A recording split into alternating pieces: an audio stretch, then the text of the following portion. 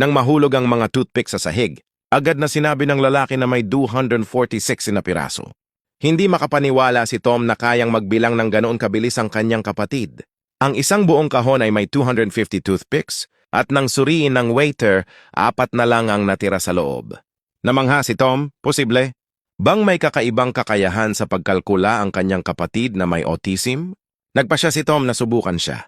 Hinalo niya ang isang deck ng baraha, nagtago ng ilan sa kanyang kamay at hiniling kay Raymond na hulaan kung ano ang mga iyon. Tiningnan lamang ito ni Raymond ng 2 segundo at agad niyang pinangalanan ang lahat ng baraha sa kamay ni Tom. Lalong namangha si Tom baka nga tunay na henyo ang kanyang kapatid. Dinala niya si Raymond sa ospital para sa IQ test. Nang marinig ng doktor na magaling si Raymond sa mga numero, nagtanong ito, magkano ang 4043 x 1234? Walang pag-aalinlangan. Sumagot si Raymond, 5359,262, eksaktong tama. Namangha ang doktor. Lampas ito sa kakayahan ng karaniwang tao. Sinubukan pa niya ng mas mahirap. Ano ang square root ng 2130? Bago pa matapos pindutin ang calculator. Sumagot si Raymond, 4615192304. Tama. Hanggang 8 decimal places. Eksaktong katulad ng nasa calculator.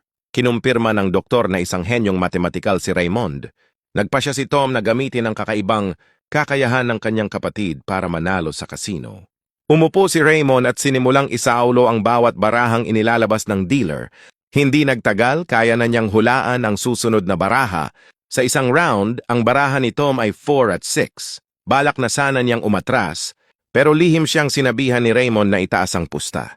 Nakalkula na nito na may 90% na tsansang ang susunod na baraha ay face card.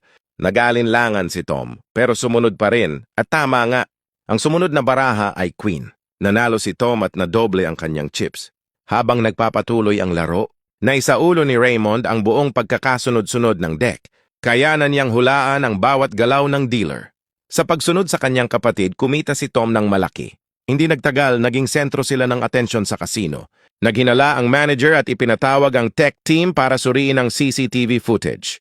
Wala silang nakitang kakaiba. Hindi nila alam na kayang hulaan ni Raymond ang bawat baraha.